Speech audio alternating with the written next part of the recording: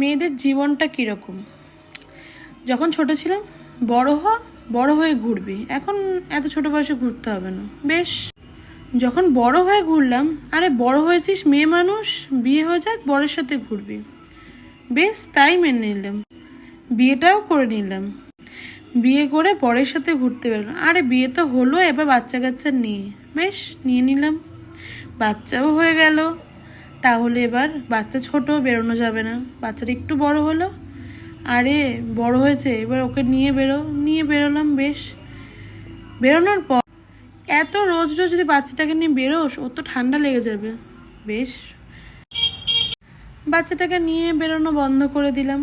তারপর যখন একটু বড় হতে শিখলো, রেখে যাওয়া শুরু করলাম। আরে তোরা যদি সারাদিন ঘুরেই বেড়াস, বাচ্চাটাকে পড়াবি কখন? ওরও তো পড়াশোনার দরকার, একটু তো শিখবে, এখন কথা বলতে পারে, মুখে মুখেও তো পড়াতে পারিস, লেখাতে না পারিস। বেশ, ঘোরাটা কমিয়ে দিলাম, পড়াশোনা শুরু হয়ে গেল, স্কুলে ভর্তি করে দিলাম।